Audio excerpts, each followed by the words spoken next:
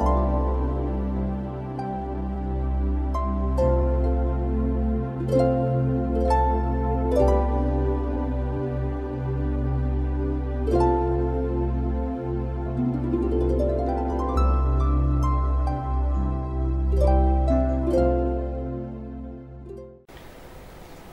pemirsa yang diberkati Tuhan. Kita berjumpa kembali dalam satu seri pendalaman Alkitab melalui pelajaran sekolah sahabat kita. Kita patut bersyukur kepada Tuhan atas segala berkat, kasih dan karunia Tuhanlah yang sudah memberkati kita hingga pada saat ini. Pemirsa yang diberkati Tuhan, di studio sudah hadir sebagai narasumber kita. Di samping kanan saya Bapak Ade Kaunang. Haleluya, puji Tuhan para pemirsa dimanapun saudara berada. Apa kabar Pak Luar Ade? biasa Pak. Dan di sebelah kiri saya narasumber kita Bapak Fajar. Shalom pemirsa dimanapun berada, puji Tuhan. Apa Luar kabar? biasa. Luar biasa. Baik, terima kasih narasumber kita sudah hadir. Pemirsa yang diberkati Tuhan, sebelum kita memulai pendalaman Alkitab kita, terlebih dahulu kita berdoa yang dipimpin oleh Bapak Fajar. Baik, kita akan bersama-sama tunduk dalam doa. Maha besar Bapa kami yang bersemayam di kerajaan surga, tidak henti-hentinya kami mengucapkan syukur dan terima kasih oleh karena besar kasih Tuhan kepada masing-masing kami. Khususnya pada pagi yang indah ini Tuhan, hamba-hamba Tuhan akan mempelajari firman Tuhan mengenai pertentangan besar. Kiranya urapi kami semuanya untuk mempelajari firman Tuhan ini, supaya kami dapat boleh sampaikan satu pelajaran yang terbaik bagi mereka yang melihat maupun yang mendengar, sehingga iman mereka dapat dikuatkan. Kami rindu Tuhan, Tuhan akan bersama-sama dengan kami melalui Roh Kudus-Mu dari surga, sehingga kami dapat boleh memahami seluruh firman Tuhan yang kita bahas pada pagi hari ini. Terima kasih Tuhan, Kau selalu mendengarkan doa kami. Di dalam nama Yesus kami berdoa dan mengucap syukur. Amin. Pemirsa dimanapun berada pada saat ini yang diberkati Tuhan, tema pendalaman Alkitab kita pada hari ini adalah pertentangan besar. Kita sudah mengetahui ya bagaimana pertentangan ini terjadi antara Allah dan setan, antara yang baik dan yang jahat. Iya, luar biasa. Bapak Adri Kaunang mungkin bisa memberikan penjelasan mengenai pertentangan besar ini. Oke, shalom para pemirsa. Poin yang pertama adalah definisi pertentangan. Iya. Pertentangan ini adalah sesuatu yang didiskusikan atau dipaksakan oleh kehendak masing-masing supaya memperoleh satu misi dan visi bahwa yang sana kalah, yang sana menang. Namun pelajaran kita di dalam buku The Great Controversy adalah luar biasa. Pertentangan besar ini adalah antara Allah dan setan. Nah, yang sangat menarik hanya buku Ayub yang menimbulkan satu bahasa-bahasa yang menarik tentang pertentangan antara setan dan Allah. Itu dibuktikan di dalam buku Ayub pasal 1, Ayub pasal 1 ayat yang ke-1 sampai ke-5 dan selanjutnya.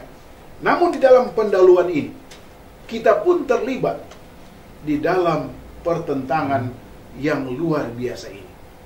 Menjadi pertanyaan adalah, aliran manakah kita? Iya. Mana yang menang, mana yang kalah? Pelajaran apa yang kita ambil tentang pertentangan besar ini? Karena yang dibesar-besarkan adalah tentang Ayub.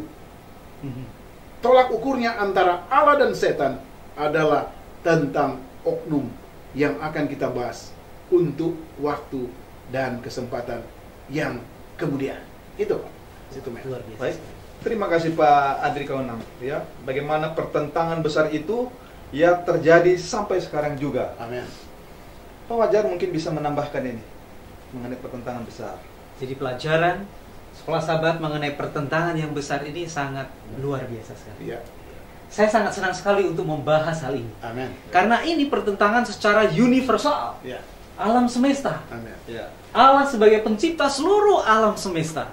Ya. melawan ciptaannya sendiri, yaitu Lucifer, yang dibilang iblis. Dan pertentangan pertama kali yaitu ada di surga, akhirnya itu pindah panggung pertentangannya ada di bumi. Tibalah pada saat Ayub dia hidup di atas muka bumi. Ayub mengalami beberapa hal oleh karena dia sebagai satu objek pertentangan antara Allah dan setan. Allah ingin membuktikan bahwa penurutan kepada Allah melalui kasih karunia itu tidak akan menggagalkan iman dia kepada Allah Bapa yang surga. Hal-hal inilah yang ingin ditunjukkan kepada setan. Tetapi setan berusaha, engkaulah yang memberikan satu pagar kepada kehidupan Ayub. Engkaulah yang memberikan berkat-berkat yang luar biasa kepada Ayub. Namun apabila itu dicabut, pasti dia akan berpaling daripadamu. Itulah yang nanti kita akan bisa pelajari pada pelajaran setelah saat ini. Baik. Itulah tuduhan yang diberikan setan ya. Iya. Bahwa oleh karena dipagari oleh Allah, sehingga Ayub itu tetap setia katanya ya. Iya, dia tetap setia. Luar biasa ya. Jadi Pak Jarod, suatu surga kecil di atas bumi. Ya, kira-kira apa ini poin yang bisa kita ambil dalam pembahasan ini? Pemirsa yang ada di rumah, sebetulnya Ayub ini sudah menikmati satu kehidupan dia bersama dengan anggota keluarganya, penuh dengan sukacita. Ya. Dia diberikan satu kelimpahan yang luar biasa oleh Allah sendiri. Harta bendanya dia itu diberikan oleh Allah 7.000 domba dan banyak sekali. Pada waktu dia menikmati satu kehidupan di atas dunia ini, sebetulnya dunia ini sudah diklaim oleh iblis di bawah penguasaan dia. Setelah dia mengalahkan Hawa, jatuh dalam dosa, akhirnya setan ini mengklaim bahwa dunia adalah milik dia. Tetapi kehidupan Ayub ini beserta keluarganya sangat-sangat orang-orang yang saleh, yang jujur. Meskipun anak-anak dia mengadakan satu pesta dari hari ke hari, barangkali mungkin dari minggu ke minggu, dari anaknya yang sulung, dan mereka bergantian bergiliran mengadakan pesta. Dan Ayub mengetahui barangkali ada satu dosa yang mungkin diucapkan oleh anak-anak mereka. Sehingga pada waktu mereka selesai pesta, Ayub ini membuat satu persembahan. Persembahan yang kudus kepada Allah Bapa yang di surga. Supaya Allah Bapa mengampuni dosa-dosa yang dilakukan oleh anak-anak dia. Betul-betul Ayub menikmati satu surga kecil di atas dunia yang dikuasai oleh setan. Pada waktu itu. Disitulah yang menjadi satu inti pelajaran dari surga kecil di atas bumi. Luar biasa Pak Fajar ya. Jadi Ayub ini dia sebagai seorang imam ya, yang baik dalam rumah tangganya. Amin, setuju Pak. Ya, luar biasa. Ya. Mungkin Pak Andri bisa menambahkan ini. Jadi ada korelasi dengan pertanyaan dari Pak Situmeang ya, bahwa Ayub di dalam melihat kemampuan atau ability dari kesuksesan rumah tangganya untuk selalu bergaul dengan Allah, dia membuat satu model, namanya review model. Dia selalu melakukan edit, memperbaiki ya. Tadi Pak Fajar sudah jelaskan lebih luar biasa. Tetapi menjadi pelajaran bagi saya dan saudara adalah kalau kita ingin menjadi satu rumah tangga seperti Ayub, hari ini, besok pagi kita apa? Review. Apa kesalahan anak saya yang nomor 1 sampai nomor 10? Atau apa kesalahan istri saya atau saya? Atau kan kalau rumah tangga yang kecil mungkin hanya 2 atau 3, kita buat satu analisa setiap hari. Apa kekurangan hari kemarin dan kita perbaiki, dan kita lakukan apa seperti aku katakan. Dia mengundang rumah tangganya untuk membuat apa? Yang tadi Pak katakan, mesbah. Pagi dan petang maupun siang. Yang kedua, yang menonjol dari Ayub bukan Ayubnya, tetapi Ayub berasal dari tanah apa? As. Dalam bahasa Inggris dikatakan kami as. Jadi saudara dan saudari, ingatlah as pada saat Anda mempelajari apa? Kata Ayub ini. Betul. Karena Ayub seperti saya berasal dari mana? Mungkin dari Siantar Pak ya. Saya berasal dari Minahasa atau dari Solo atau Jogja. Jadi as ini perlu juga bagi kita untuk memperkenalkan daerah kita, di mana daerah itu berlangsung begitu luar biasa. Karena kalau tidak ada as, maka Ayub tidak ada. Kalau tidak ada Ayub, maka pelajaran yang luar biasa ini tidak bisa kita pelajari. Itu Pak Situmeang. Luar biasa ya Ayub ini ya. Dia sebagai imam yang setia Ya. dalam rumah tangganya, Ya. ya, dan memperhatikan anak-anak Betul. ya, Ya. dan selalu membuat mezbah, Ya. luar biasa itu. Betul, luar Ya, biasa. sebagai imam. Salam, kami dari ASI Jakarta ingin mengajak saudara-saudari bergabung dengan organisasi ASI Jakarta. ASI adalah singkatan dari Adventist Layman Service and Industry, adalah sebuah organisasi resmi yang dibentuk oleh Gereja Advent sedunia.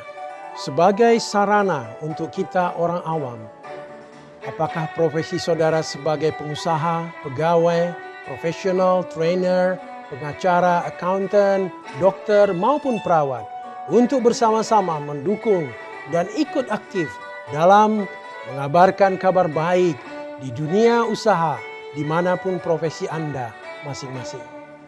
Di ASI ini kita dapat juga berbagi pengalaman pada sesama, bagaimana pekabaran ini dapat sampai kepada orang lain, dan kita dapat juga membagikan kepada sesama dan komunitas kita perkembangan dunia usaha, pelatihan, kesempatan usaha, sehingga kemajuan dan peluang usaha dapat dibahas bersama untuk kemajuan anggota ASI. Mari bergabung dengan ASI Jakarta. Mari kita bersama membawa pekabaran baik ini di lingkungan profesi kita. Kunjungi website ASI Jakarta. Kami menunggu kehadiran saudara-saudari. Salam. Ya. Nah, dalam pertentangan kosmik ini, Pak Ya. Adri, apa ini yang bisa kita ambil dari pembahasan kita mengenai pertentangan kosmik ini? Yang pertama, para pemirsa, Ya. saya dan saudara tidak dapat memecahkan masalah yang sementara berlangsung ini, seperti pertanyaan beliau. Karena yang dilakukan ini adalah transaksi antara setan, dikatakan oleh Pak Fajar tadi, adalah hasil ciptaan Allah. Tetapi kata kosmik ini sudah berlangsung. Saudara, kalau kita baca di dalam buku Ayub 1 ayat 9, ada bahasa-bahasa yang coba diintervensi oleh setan. Setan katakan, lalu jawab iblis kepada Tuhan, apakah dengan tidak mendapat apa-apa, Ayub takut akan Allah. Saudara, ada dua poin yang kita belajar di sini. Setan tidak memahami, setan kurang paham di sini. Ya. Dia kira bahwa dengan dia mengatakan demikian, Ayub dapat langsung dipegang oleh kuasa setan. Dia tidak tahu rahasia pelajaran kita yang pertama. Walaupun Ayub kena musibah apapun, dia ada dua hal, strength point, kekuatannya adalah saleh dan takut akan Allah. Orang yang sudah saleh, otomatis dia berhubungan vertikal dengan Allah setiap saat. Iya. Orang yang takut akan Allah, otomatis apa? Dia selalu berbicara dengan Allah. Nah, kalau dia sudah lakukan dua tips ini, maka dia ada di genggaman Allah. Sehingga setan tidak memahami lebih jauh bahwa Ayub sementara dan selalu berhubungan dengan Allah. Ini kunci suksesnya. Sehingga paham di dalam Ayub 1 ayat 9 ini, seakan-akan menurut saya dan saudara sementara melihat bahwa setan sudah kalah 1-0. Walaupun awalnya apa yang diberikan wewenang Allah kepada dia, dia lakukan. Hancur, mati, dan sebagainya. Tetapi di balik itu endingnya, tadi kita sudah belajar bahwa inilah Ayub yang begitu luar biasa. Walaupun terjadi apa? Pertentangan kosmik antara Allah dan setan. Yang kedua, dikatakan di dalam buku Wahyu dan buku Ayub pasal 1 ayat 6-11. Hanya jangan engkau apa? Mengulurkan tanganmu terhadap apa? Dirinya. Ini menggambarkan bahwa tubuh Ayub merupakan representatif dari kehidupan Allah.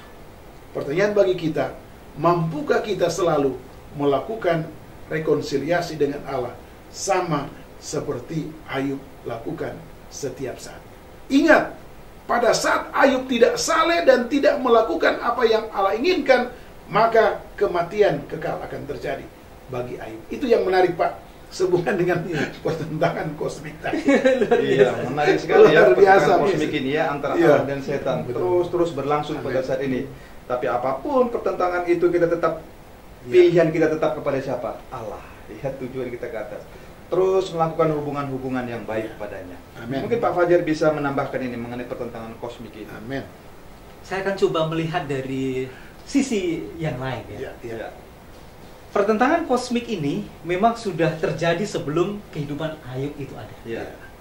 Tetapi pada waktu Ayub dalam kehidupan dia menunjukkan kesalahan dia, kemudian dia menunjukkan kejujuran dia kepada Tuhan, yang direpresentatifkan kalau dia takut akan Tuhan.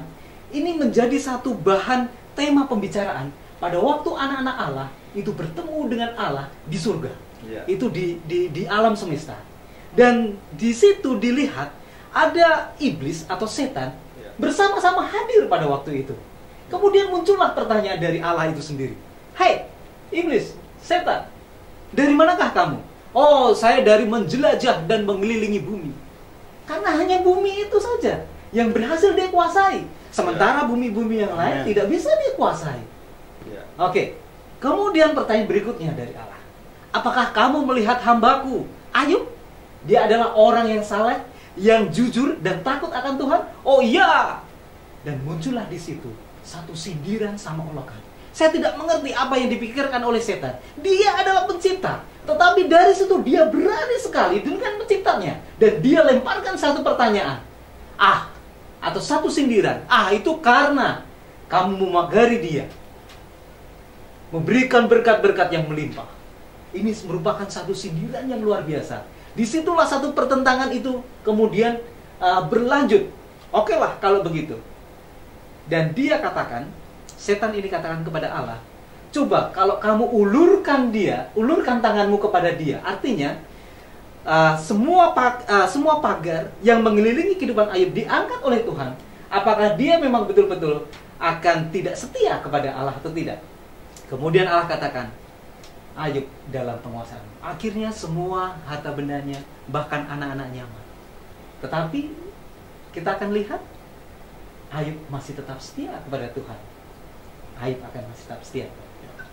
Luar biasa ya. Jadi pertentangan apapun yang terjadi ketika kita setia sebagaimana Ayub, maka dia akan menang. Seperti itu ya? Iya, betul. Baik sekali. Dan pertikaian di atas bumi ini juga sangat menarik ini. Kira-kira apa yang bisa kita ambil poin dari sini? Baik, pemirsa yang ada di rumah, pertikaian antara pertentangan besar, pertikaian antara yang baik dan yang jahat, ini sebetulnya sudah berlangsung sudah cukup lama sekali. Memang itu dimulai dari surga, kemudian pindah pertarungannya ada di bumi. Jadi bukan hanya Ayub harus mengalami perseteruan, harus mengalami satu kehidupan di mana dia akibat dari perseteruan antara yang baik dan yang jahat. Namun Adam dan Hawa juga mengalami hal yang sama. Pada waktu pencobaan itu ada di Taman Eden, akhirnya Hawa jatuh oleh karena dia memakan buah yang terlarang itu. Kemudian bukan hanya itu saja, pertikaian pertentangan yang besar diberikan kepada Yesus pada saat dia di padang gurun. Pada waktu dia setelah selesai berpuasa 40 hari 40 malam, pencobaan yang diberikan oleh setan itu diberikan kepada Yesus. Dan bahkan di dalam 1 Petrus ayat 5-8, setan berusaha untuk menghancurkan kita sebagai umat Tuhan. Ada satu kitab di dalam Wahyu pasal 12 ayat 9, saya akan coba bacakan. Wahyu 12 ayat 9. Dan naga besar itu, si ular tua yang disebut iblis atau satan, yang menyesatkan seluruh dunia, dilemparkan ke bawah. Ia dilemparkan ke bumi bersama-sama dengan malaikat-malaikatnya. Artinya bahwa pertentangan ini memang semula ada di surga. Kemudian oleh karena setan beserta sepertiga malaikat, dia kalah, dia harus dilemparkan ke bumi. Dan pertentangan yang ada di bumi, yang ada di surga, pindah ke bumi. Pada waktu di bumi, Adam dan Hawa di Eden, mereka jatuh. Kemudian pertentangan ini berlanjut pada waktu Yesus berpuasa di padang gurun. Kemudian dia berlanjut pada waktu Yesus nantinya akan disalib. Besok kita akan mempelajari. Pelajaran yang besok akan lebih menarik lagi. Luar biasa Pak Fajar. Jadi setan selalu membuat pertentangan-pertentangan, selalu membuat pertikaian-pertikaian di atas bumi. Ya, luar biasa. Mungkin Pak Ade Gaunang bisa menambahkan itu. Satu hal yang menarik di dalam buku Matius pasal 4 ayat 1 ya, tadi dalam pertikaian di atas bumi adalah Maka Yesus dibawa oleh roh ke padang gurun untuk dicobai oleh iblis. Saya tidak menjelaskan lebih jauh ayat ini karena tadi Bapak Fajar sudah detail. Tetapi yang menjadi trik-trik ataupun model primitif ataupun penipuan-penipuan, strategi dan taktik setan, selalu ada resolusi dari Yesus. Para pemirsa, itulah garansi bagi saya dan saudara zaman saat ini. Walaupun penipuan-penipuan yang sulit kita pecahkan, seperti jatuhnya Hawa dan Adam, namun setelah kegagalan iblis di padang gurun, maka Yesus menciptakan beberapa strategi model untuk saya dan saudara. Pandang kepada Yesus, lihat konsep Yesus, percaya kepada Yesus, beriman kepada Yesus, ikut jalur Yesus dan aturan-aturan firman Allah. Maka kita tidak akan masuk kepada pertikaian yang lebih dalam seperti yang sudah terjadi antara setan dan beberapa teman kita pada waktu-waktu yang lalu, ya. Terima kasih Pak Sutme. Luar biasa Pak Andri, ya. Terima kasih. Jadi walaupun setan selalu membuat pertikaian, selalu buat pertentangan, tapi Ayub dia tetap setia, dia tetap menang. Dan dia juga mencobai juga Yesus di padang gurun. Pencobaan yang dilakukan juga, pertentangan yang dilakukan, akhirnya dia juga kalah di situ. Ketika kita setia kepada Allah, maka kita diberi kekuatan untuk menang. Begitu Pak Andri, ya? Betul Pak. Nah, Salam pemirsa, kami dari ASI Jakarta mengundang semua anggota ASI Jakarta untuk berpartisipasi dalam memberikan pekabaran ini kepada semua orang. Jika saudara mempunyai pengalaman yang menarik di dalam mengabarkan kebenaran ini kepada orang lain, kami mengundang untuk menghubungi ASI Jakarta sehingga kita boleh rekam semua pengalaman yang menarik ini dan boleh kita siarkan melalui saluran TV DKI Conference. Dengan demikian maka kesaksian itu boleh didengar dan dilihat orang lain. Sehingga orang lain juga boleh tertarik untuk ikut aktif di dalam mengabarkan kebenaran ini. Kunjungi website kami ASI Jakarta dan kirimkan semua apa yang menarik yang boleh kita beritakan di dalam pekabaran ini. Terima kasih atas partisipasi Anda. Salam. ini menarik sekali ini. Ayub sebagai mikrokosmos. Pak Andri. Apa kira-kira? Oke, kata mikrokosmos ini sangat sulit ya kalau kita tidak pelajari. Tetapi saya tidak akan angkat itu. Hanya poin yang pertama adalah seperti yang sudah disebutkan, pemandangan itu menunjukkan realitas dimensi lain di seberang apa yang sekarang kita ketahui. Suatu dimensi surgawi dengan makhluk surgawi selain Allah. Yang kedua, pemandangan itu juga menunjukkan betapa terhubungnya kehidupan duniawi kita di sini dengan alam surgawi.